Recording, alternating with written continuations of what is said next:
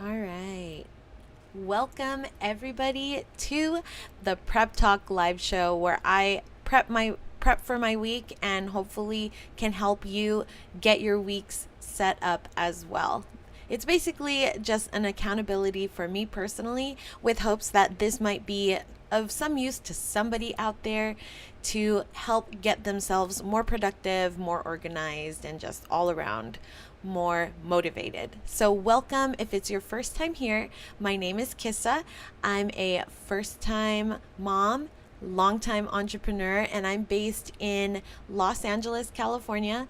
I run a family based food business called Ninong's Dessert Lab, and we are basically a food business 13 years running, and we have made some really big changes in our business over the years. And so I am just here to share my experiences with you guys. Also, help me to just kind of voice what's kind of going on in my head. I've noticed that sharing these experiences with you guys has really given me a lot of perspective that I didn't think I would have by just like chatting with you all and sharing my experiences. So this has been very helpful for me also to just get my thoughts out of my brain and just somewhere to document the experience, document the journey, and then also find some solutions that I guess were in my own heart or in my own head. And it's given me those revelations that I needed to move our business forward, especially considering how trying these times are lately for all industries, but specifically for those of us in the food business. So, welcome. I'm excited to have you here. I have taken a hiatus from the Prep Talk live show, and I'm so happy to be back and back in my own space. I went on a vacation, a family vacation for 2 weeks, basically the first 2 weeks of August. And then last week, I'll go into more detail, but last week I just kind of needed that time to just get back into the swing of things. Because it was so hectic. And so I needed to postpone the live show just so that I can get my bearings back from being back on vacation. And it has been crazy, to say the least. I apologize if I'm looking away. I just have my son Micah. He's taking his nap, which is why I do the live shows at this time every day. But he's taking his nap, and I can see him in my monitor right here. So if I glance over, that's what's happening.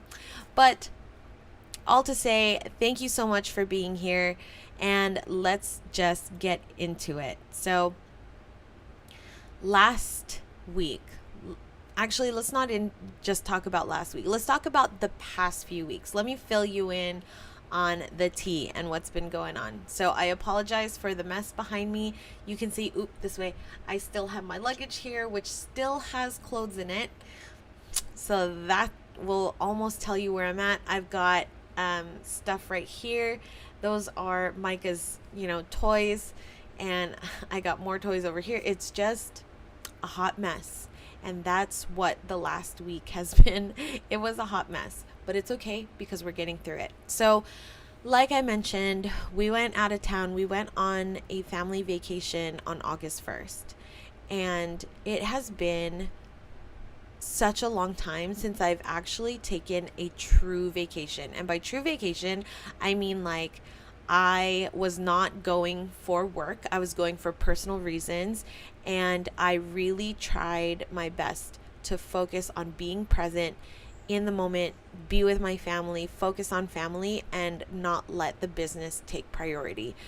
It has been, I want to say, almost 10 years because the last time I took a vacation, when to the point where I was gone, I recharged, I relaxed, and I relaxed to the point where I was ready to come back home and I was excited to come back home. The last time that happened to me was my honeymoon. And Charlie and I got married in 2011. So that was 10 years ago. And so it was just really nice. It was really nice to get away. I wish I didn't have to get back to reality, but part of me was also really excited to come back home. I wanted to sleep in my own bed, and I wanted to get the ball rolling again. I was ready to start working. It felt almost weird to just be so relaxed for so long. And so I was really ready to come back home and just get the party started on the entrepreneur end of everything. So, getting away used to be really hard. But now that we're in a different business model, thank God. If there's anything good that has come out of 2020 and 2021, that would definitely have to be the fact that our business model is a little more flexible compared to before. It's definitely a little more loose as far as our schedule. We can kind of dictate what that schedule looks like. And so now it's a lot easier than the past. Going on vacation when you own a restaurant is a little bit difficult, especially when it's just starting out or you're trying to grow your business at the same time. It is difficult until you can kind of get your bearings and like really create a system.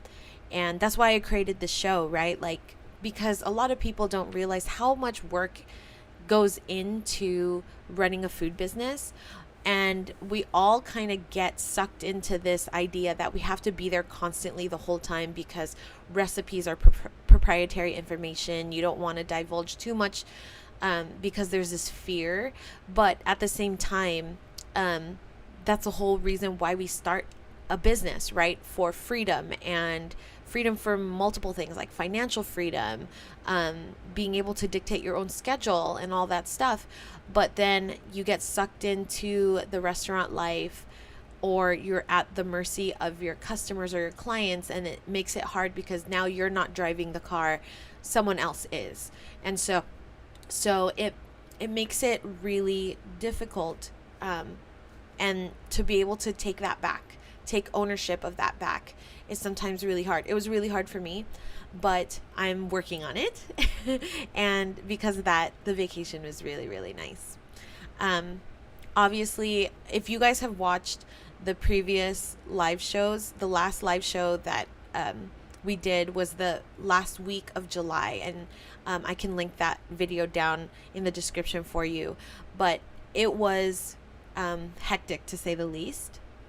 And that was because I said yes to everything. And if you watch that show, you'll see how, what my mental state was when we were prepping to leave. I won't get too much into it in this show because you can watch, but it was very hectic. And I knew that getting away was exactly what we needed because business was going to get more hectic when we got back from vacation. And I was 100% right. So vacation was perfect timing. A lot of people were asking if I was working while we were away, and truth be told, yes, I was. I mentioned this in that live show, in July's live show, where I knew I would have to work, but I kept it at a minimum. And I'm really proud of myself that I stuck to that I really did not compromise on that. And I only checked email and responded to texts and things like that when it was needed. But I really tried to do my best to stay focused on family, recharge, and only correspond to clients and things like that when I absolutely needed to. So I'm really proud of myself that I did do that. And then last thing is,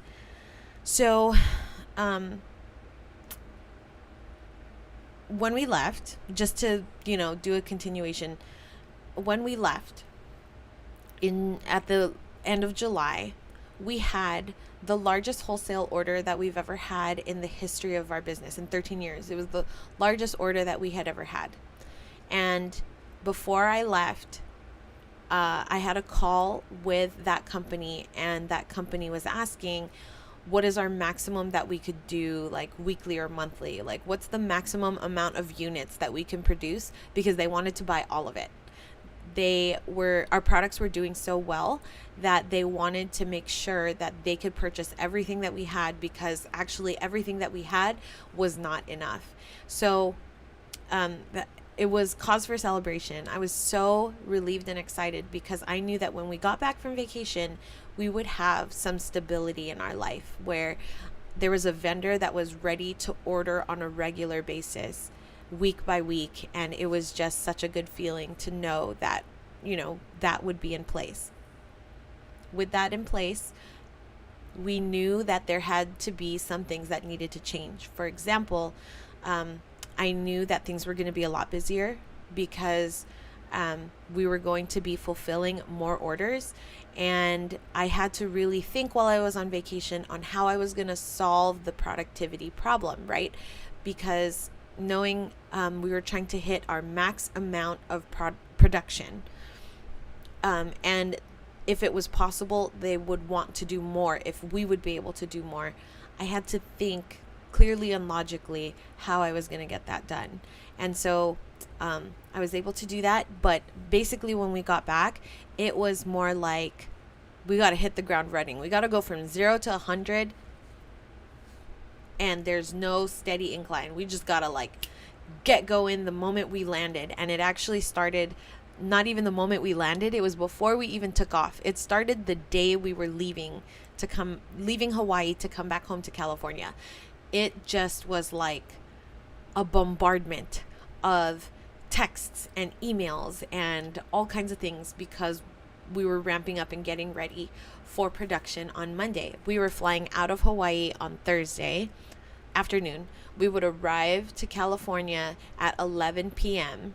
And so Friday morning was our first full day back.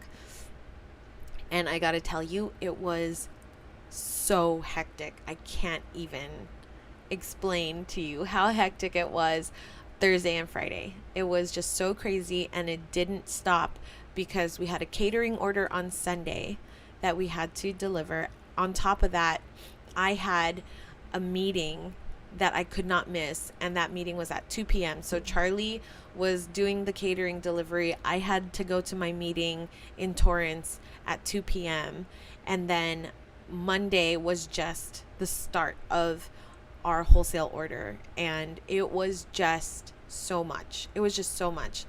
So that's why I just felt so incredibly overwhelmed, and I had to cut my losses where I knew I just couldn't do everything that was on my plate because there was just so much that was there. And I just got so used to the idea of saying yes to everything because I wouldn't know when the next opportunity would come, to realizing that that's not feasible anymore. And thank God, because we put in a lot of work, right? As a person that has been running this business for 13 years, I resonate with those of you that are doing side hustles, that have a full-time job and trying to grow your business on the side.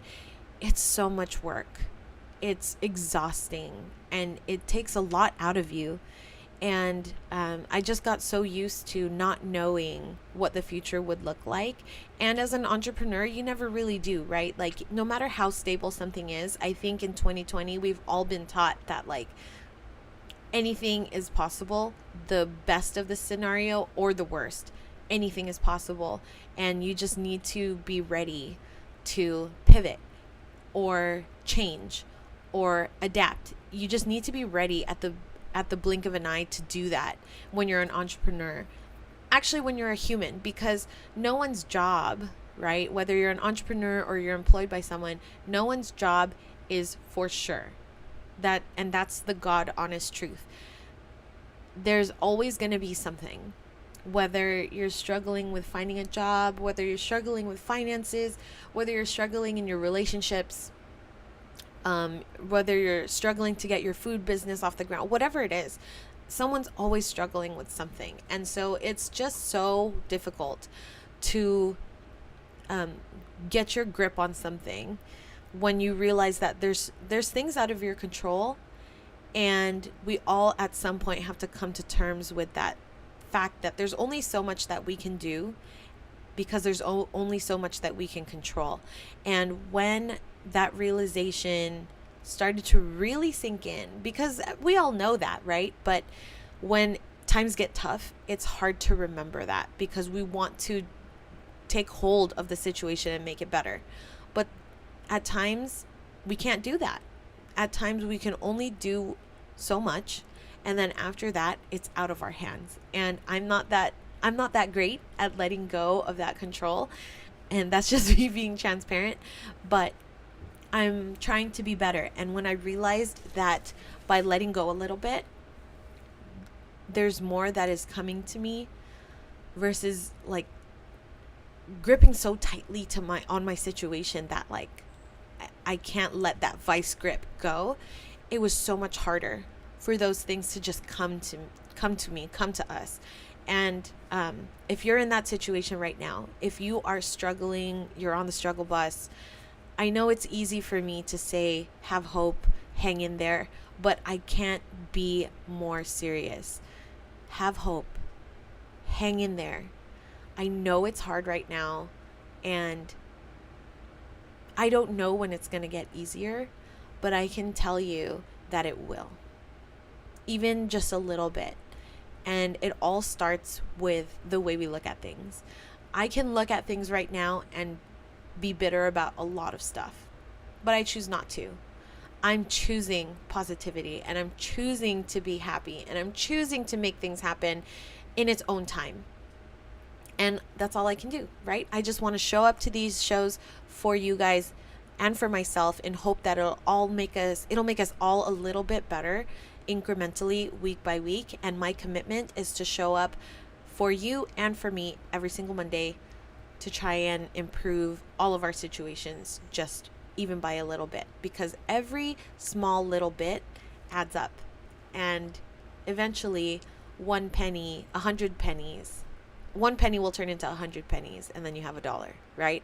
So that's just how I see a lot of things now. And I didn't look at things like that in the past, but I'm working on it.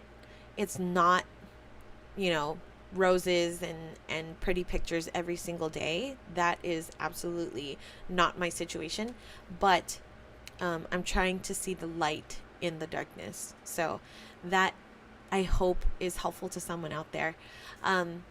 Now, before we jump into what's going on,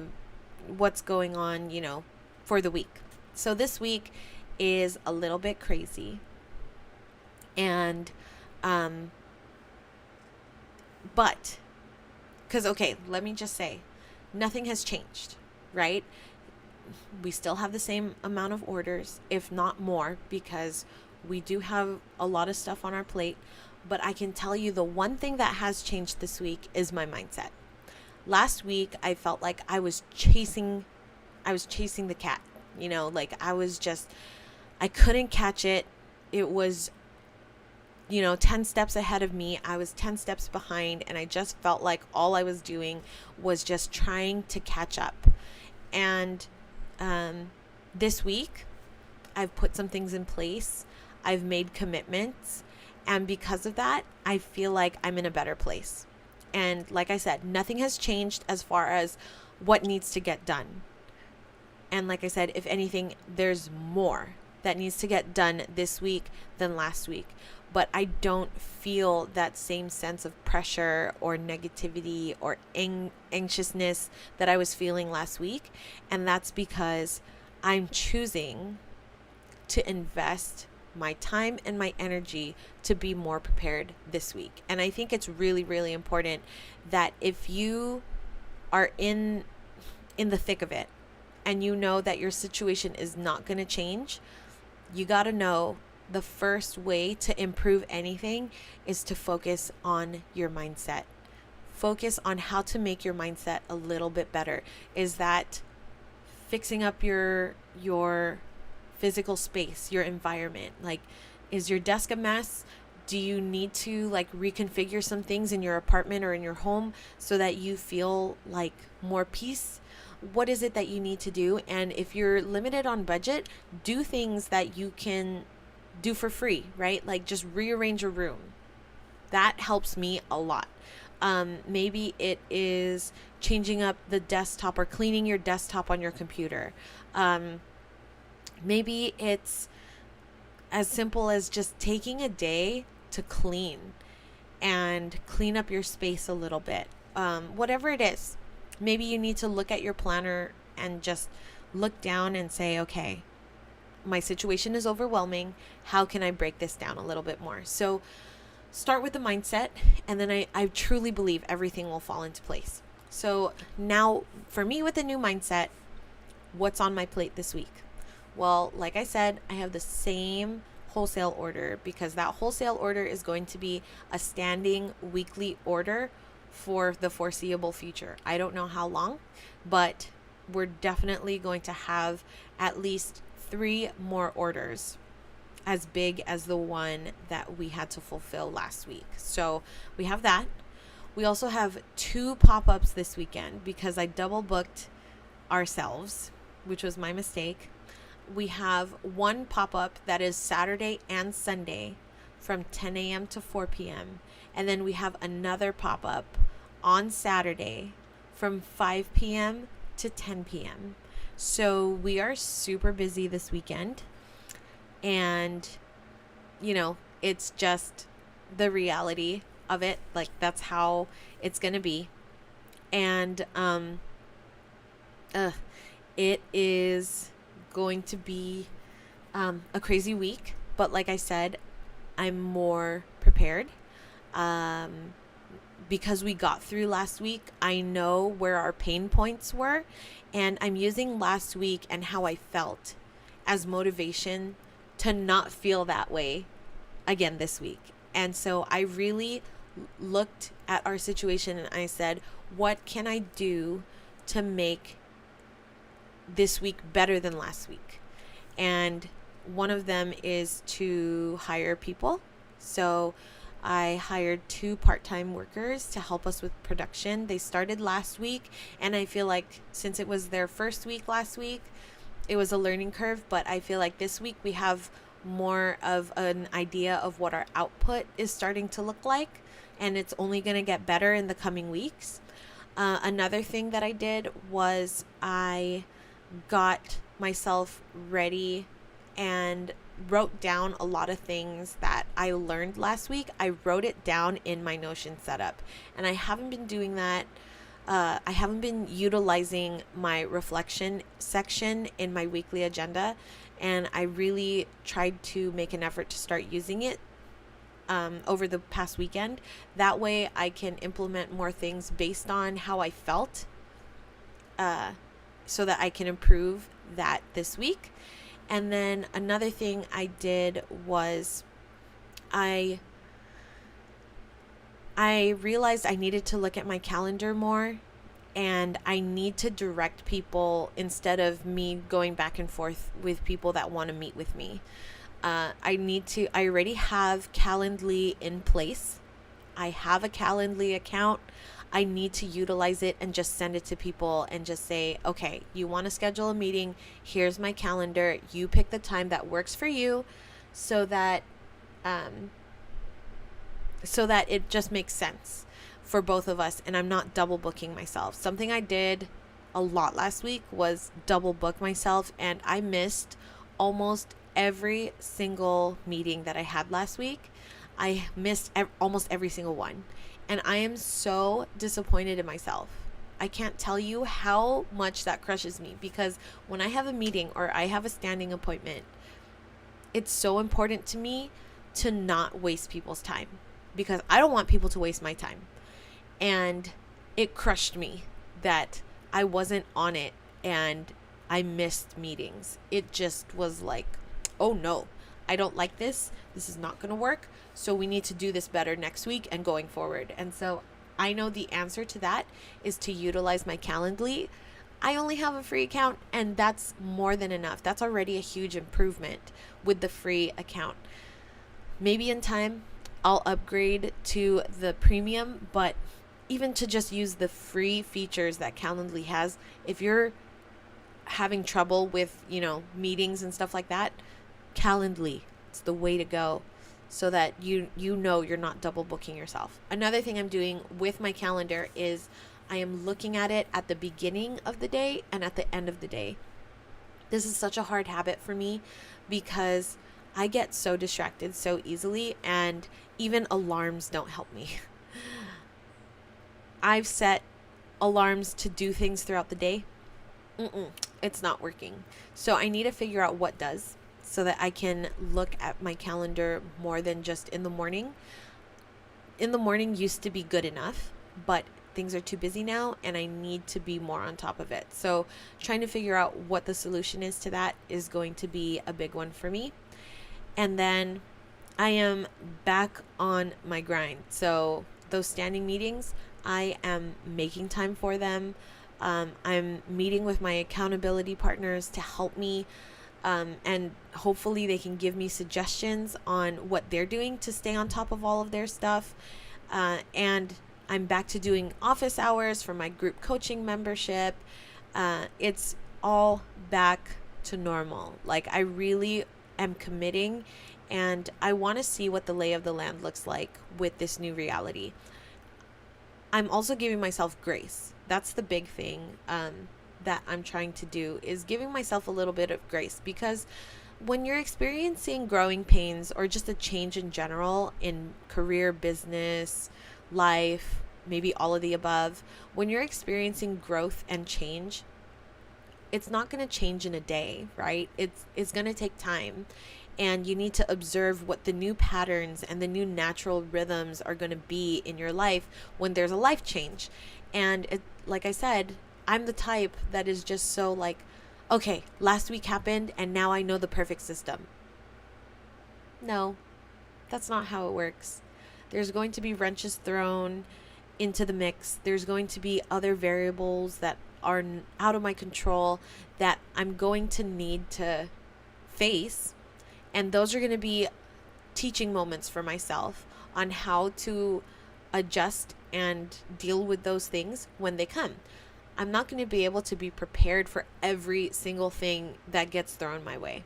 That's just the reality. But what I can do is learn from it each time. And so I want to keep myself malleable. I want to keep myself open to making sure that, I'm not just going to stick to things because I created a plan that I think is going to work. If my plan that I put in place doesn't work, that's okay. I'm going to try and update it or modify it a little bit based on whatever's happening in my life at that particular time. So showing myself a little bit of grace is definitely needed. I do not typically show myself much grace. And so giving myself time and showing myself a little bit of patience is going to be part of this week as well, as I continue to learn and grow what life looks like now that I'm back from vacation. So that is what is on the docket for this week. And this week, since we have 2 pop-ups, I wanted to share with you guys what my personal tips are, because I get a lot of questions about this. What my personal tips are to leveling up your pop-up setup. So let me show you what used to be our pop-up setup. Let's go ahead and share my screen. Hold on one second. I'm actually going to go into my photo albums and go into the Ninong's album so you guys can see. Now, we used to do pop-ups even when we had the restaurant. So let me just say that. Whether you have a brick and mortar or not, I highly recommend doing pop-ups. And the reason being is just for marketing purposes. I view pop-ups as an opportunity to be able to grow your brand awareness within a community. And whether that's your local community or you're looking to expand to a different location, or you're just trying to gain brand awareness on a broader spectrum, I highly, highly recommend it. And it's really all about how you use those dollars, right? Because a pop-up, a lot of people only look at it as, I need to be able to make money. I need to be able to, at the very least, break even on all my expenses at this event. And yes, I mean, that's the goal, right? You don't even want to break even, you want to make a profit. But all events are different. And it's not even the event organizer or you or anything. Sometimes it's just what it is. It's not what you expected, right? And there's going to be slow pop-ups, there's going to be slow events, and then there's going to be busy ones, but no event is the same. And I got to tell you, even if it's from the same event organizer in the same location at the same time, it's still, there's so many other factors that affect the attendance of an event or your sales, all kinds of stuff. And so I've learned that the hard way, because a lot of times I ask myself, like, what did I do wrong? How come it was slow this time? It wasn't this slow last time. And then you start getting into this like bottomless pit of like trying to figure out what happened. And sometimes the truth of it is nothing. It's just the situation. And so I realized I can't just look at our pop-ups for sales. I mean, that's a big part of it, right? But it's also a marketing opportunity. And if it is a slow event, or there's not that many people, or you have the opportunity, why not have really good one-on-one conversations with the people that do stop at your booth? Because you have the time. You have the time to invest in them and really create a good rapport and a good relationship with a future customer. Whether they buy from you or not, it's your opportunity to really one-on-one tell them what your story is. Because yeah, you have it on your website, probably, I would hope so. Yeah, you have it on your Instagram. They can get to know you there, but nothing beats one-on-one in-person conversations, because they can really feel your heart when you're in person. And so that's what I see pop-ups as. It's an opportunity to get face-to-face with customers that would have otherwise not been there. And it's your chance to shine in front of someone that you might not have encountered otherwise. So here are a few of our old setups that we used to do. And let me share my screen real quick. Come on, share screen. There we go. So here's one of our OG pop-ups. This is actually my mom and Charlie at one of our very first pop-ups. I want to say this was in 2012, maybe 2012 or 2013. It was my mom, actually, yeah, I want to say it was in 2013, because my mom is wearing her head wrap because she didn't have hair from chemo. But this is all we used to do. These are deli containers. Let me zoom in if I can a little bit. There we go. So these are deli containers. We would pre-package all of our stuff. We would bring a black tablecloth, and these are milk crates, boxes underneath our tablecloth to create a little bit of level change, right? And my mom is cutting samples. So this was our setup. This worked. This was good. This was good enough. And we would just hang a banner so people would recognize who we are. And that was it. It was very simple. And this was a great way to start. But I come from a retail background, and it was good enough, but is good enough ever good for me? Maybe not, and I really wanted to turn it up a little bit, and I wanted to change it up, because I came from a background where, merchandising, you get taught about merchandising and how important strategic placement is and all that stuff. And so we started to change things up a little bit. And every pop-up, we would try and do a little bit more. So a few pop-ups later, we did something like this. So we had our logo. We embraced the purple. Instead of a white generic background, I really, went with our brand colors. We got our own tent, and we created this shelf that you see over here to help with merchandising. It was something a little bit different that people weren't necessarily doing at the time. And then from that, I started asking myself, oh, here's another example. From here, I said, okay, this is good. This is fine. But what can I do to make it a little bit better? When I stand here, things still aren't really at eye level unless you're looking at this shelf over here. And the shelf created that eye level merchandising that I was looking for, but it still wasn't quite enough because everything that was on the table was down low. It was either down at your waist or lower if you were a really tall person. And so people would have to crouch down, and it just wasn't the flow that I was looking for. It just wasn't exactly what I was envisioning. And so I wanted even more.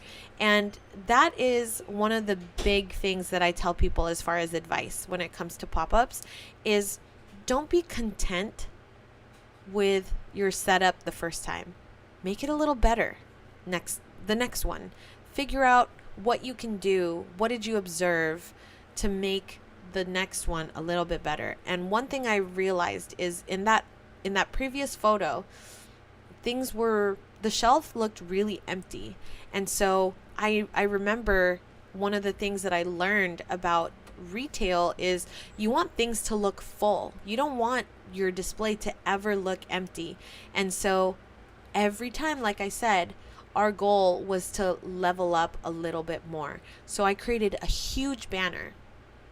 This is a 10-foot banner by, I think, 4 feet or 3 feet. And I put product photos in it. Our logo was nice and big. And it, in big letters, explained what we were selling. Because that is the most important thing. You want people to walk by your table and not necessarily know who you are unless you're a big brand already, but they should walk by your table and know what you're selling. So whether it's pastry or rice bowls or sandwiches or whatever it is, they should be able to tell what you're selling as they're walking by, because they're shopping while they're walking. And if they see something that catches their eye, they're going to want to get closer. And that was my purpose. I was like, okay, what can I do so that people can see things from far away? And that's why I put these big photos here. This is what we were selling. And I stacked things high on the tables, and I made it look really full without feeling too cluttered. So this was the first step where I actually felt really good about how we were displaying things. It felt full. It looked presentable. We're still using our deli containers. We haven't even upped our packaging just yet, but it started feeling really good. Like this, we were on the right track. And then after that, I realized, okay, I want to do more. I want to do a little bit more than that. And I want to figure out how to bring the store feeling to our pop-ups, because by this time we had lost our restaurant. We lost our ube wall. So this is our ube wall at our old restaurant, and this was the last photo we took before we gave the keys back. Look at little Micah. Oh my gosh, he was, I think, 8 months there. But this was a big marketing piece for us at our restaurant, because people wanted to take pictures in front of this wall all the time. They would take pictures of themselves. They would take pictures of our products. It was just a great opportunity, and we didn't have that anymore when we left the restaurant. And so when we closed the restaurant, and I knew that it was going to be about trying to create that same experience with our pop-ups, one of the first things that I wanted to do, and I didn't do it right away, which I should have, but one of the first things I wanted to do was get an I Love Ube banner printed, and I finally did before we left.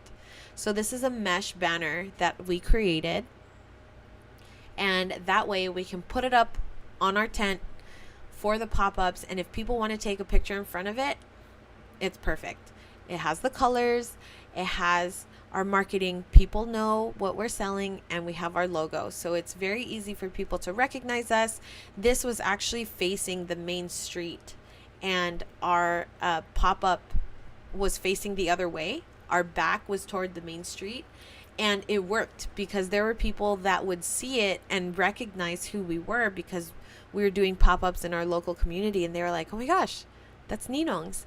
I'm going to stop. And this is what I'm talking about with leveling up your pop-up setup.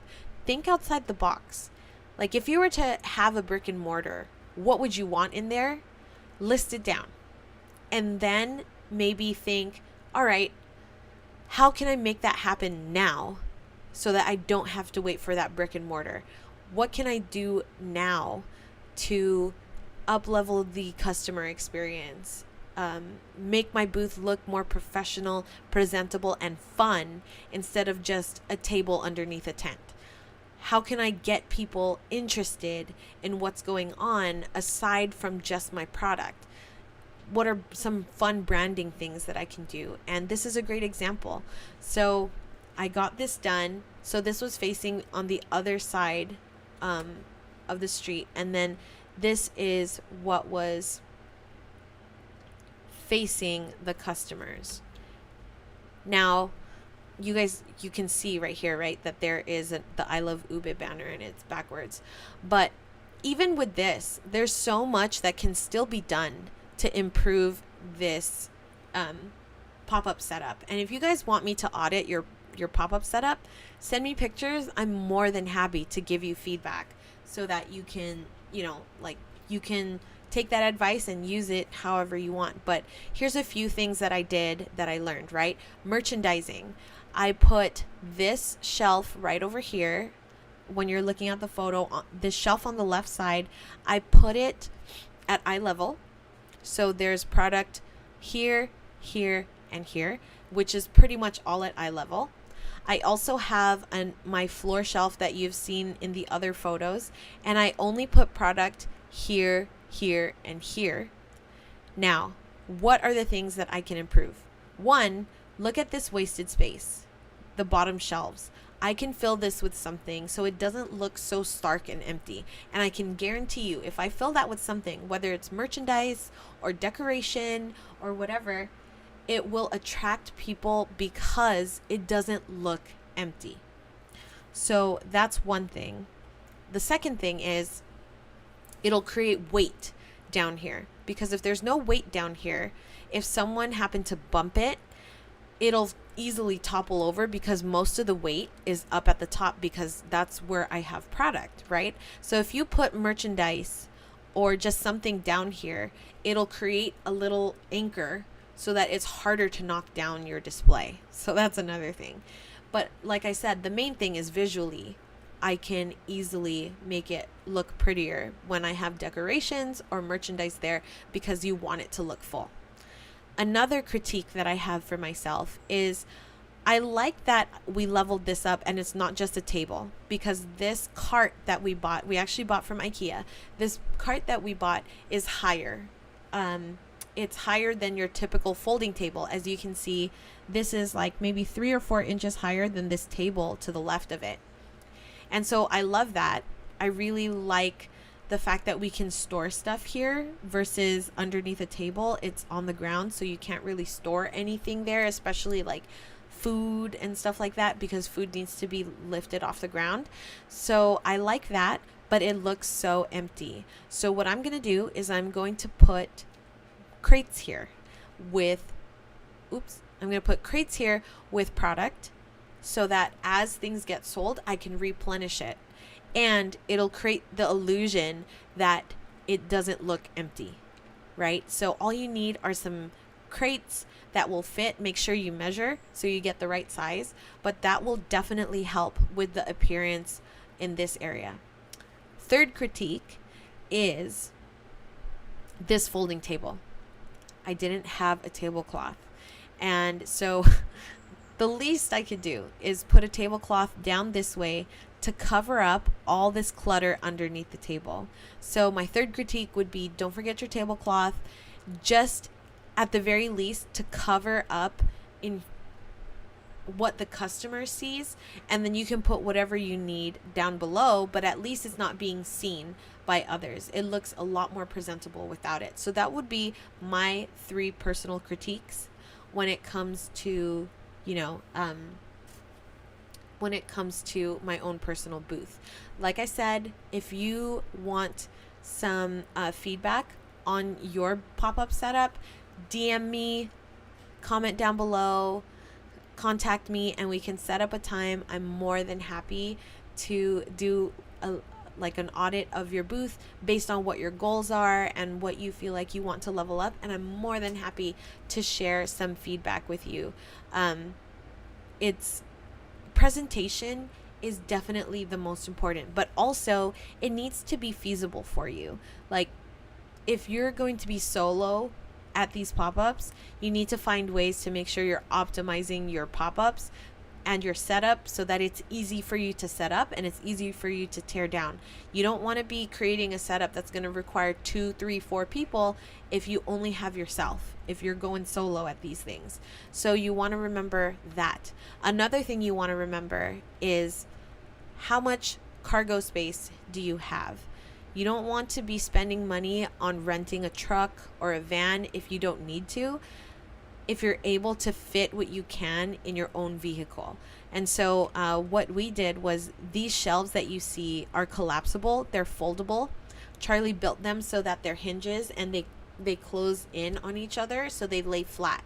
That way, when we are tearing things down, we can easily put it into the trunk, and then we can put the boards, they just pull right out. We can put the boards on top, and then we can put things on top of it. So it's very easy to transport as well. So when you're creating these things, you want to ask yourselves those questions. How much can I fit into what I already have, and how can I make it work? So that's that.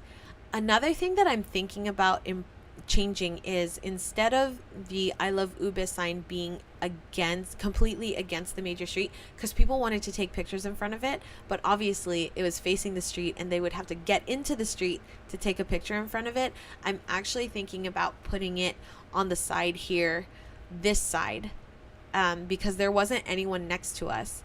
So I'm actually thinking about putting it on the side so that people could take pictures in front of it, and people driving from this direction are able to actually see it. So that might be something I try next time.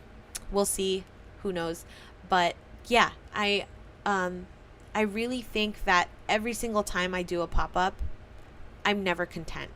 I always want my setup to be better. And with anything, you learn from each time you do something. You might miss a few things, you might forget a few things, because I always do, but what matters is we're constantly learning and constantly changing. So if this didn't work for me, we actually did very well with this setup, so all I'm going to do is a few tweaks to improve it a little bit, right? But if this didn't work for me, I'm going to go back to the drawing board and figure out what were the specific things that didn't work, and how can I make it a little bit better. So if one of the hurdles that you had was, people don't know about your product, they don't know about the main ingredients, right? And that's something that you're very proud of. Maybe you use only organic ingredients, or you're using local ingredients, or there's something very specific that makes your product very special. And so you want to highlight those things. What can you do? You can put right here where let me share the screen again. You can put here where I have my menu on that clipboard. You can put some informational material, like you can say, did you know? And then you can put, all of our products are made with local ingredients. All of our products are baked with grass-fed butter. All of our products are handmade. Whatever you want to say. just so that people are starting to be aware of what makes your product super special. What we used to do is we used to have a "What is ube" sign, because a lot of people didn't know what ube was, and a lot of our products had that ingredient in it, and it was a responsibility of ours as someone that sells that product that we needed to educate our community on what it was if they didn't know about it.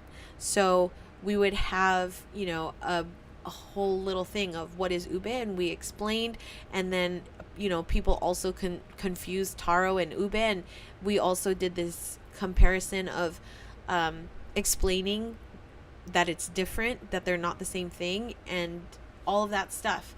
And so that is very educational, and that's a great way to attract people to your booth, because it's a way for them to learn something about your business, your culture, the reason why you're doing something. So any tidbit that you can give them about yourself and your business is going to attract people to your booth. And then, like I said, if you notice that worked, what else can you do at the next event or at the next time you're popping up to really drive home the idea of what you offer and what you stand for? So another example of what we did was, if you can see on these shelves, I had these little boxes, and what I decided to do was I created labels for every box. Let me see if I can zoom in here. I created labels for every box, and as you can see, I have ube crumble cookies here, and below it is a description of what it is if it's not a popular item. Another one is pandan loaf. It has a description of what pandan is. It says tropical leaf. What does it say? It says tropical leaf extract, similar to flavor to vanilla and pistachio, because we get a lot of questions. So if you notice that there's a lot of questions about certain products, put it out there, because if one person has a question, chances are other people do too. And then same with Food for the Gods. So Food for the Gods is a date and walnut bar. That's you would never know if you weren't Filipino what Food for the Gods was, but I put that there. That way when people are shopping, they can see the name of something, and then they can read about what it is if they're not familiar. So that is another way that I leveled up our booth. And the reason why I did that in the first place was because I found myself saying all the time, or explaining all the time, what certain things were. And so I want to create more conversations with customers, but I want to be able to tell them about the story behind either the products or myself, versus just explaining what certain things are or are made of. So a good example is our Food for the Gods. So Food for the Gods is a very traditional Filipino pastry, and not a lot of people know what it is. And from what I understand, from what my aunt tells me, is Food for the Gods actually has a bad rap. It's like the fruit cake of the Philippines. It's like really rock hard, and the reason being is people bake Food for the Gods, and they make them as an offering to the gods. And what they do is they wrap them in colorful foil to symbolize like coins or abundance or money, and they offer it up to the gods for a fruitful year, right? And so that was the original that was actually the original like story behind Food for the Gods. And instead of telling people what's in it, which the description does, I want to be able to tell them the story of the product. And so those are the observations I started making, and it opens up, because people are going to be walking past your booth, and most are going to spend no more than 5 minutes there, even if they're ready to buy something. And so someone could easily see date and walnut bar, and they're going to think, great, I love dates, I love walnuts, I'm going to buy it. But I could get a long-time customer if I was able to be like, the history behind the Food for the Gods in the Philippine culture? Let me tell you a little bit about it. And once they're already attracted, but you tell them the backstory, it sells them even more because it has history, or it has meaning, or it has sentimental value. And so that's what I started observing, and I can tell you it is, I think people just genuinely start to see the value in what I have to offer when I'm able to tell them stories like that. Or, I can tell them stories about my family and what each product is inspired by, or who it's inspired by, or whatever it is. And those connections, that is really what gets people. The ingredients and the products is the surface, but really the story and the sentimental value and everything else gets them to come back. So anyway, that is that for today. I hope this was really helpful for you guys. If you have any questions about pop-ups, how to find pop-ups to participate in, what it takes to be able to participate in a pop-up, what it takes to start up a legitimate food business, I'm here for you. Send me a DM, comment down below. Let's get in contact. I would love to help you. It's a passion of mine to be able to serve people that want to grow businesses, wants to start them up and really pursue what they're passionate about. And so if that is you out there, I'm here for you. I'm ready for any questions that you might have. If you have any concerns also about, or apprehensions, and you just need someone to sort those things through with, I'm your girl. So last thing, if you need any audits on, if you already started some pop-ups and you want to improve your setup, or you want to improve your model, or you want to run your cost analysis by me to see if you're making money, feel free. Let's work together. I'll put the link to my booking page down below. And if you are interested in, I work with all kinds of budgets, but if you are interested in group coaching, if you're interested in one-on-one coaching, if you're interested in consulting, just let me know. I'm more than happy to accommodate what kind of needs you have so that you can have a successful business and a good pop-up. So until next week, thank you guys so much for joining me. If you're watching this on a replay, thank you for watching. Let me know that you saw it down below. I'm going to have chapter markers as usual. That way you can skip if you need to refer back to this video for anything.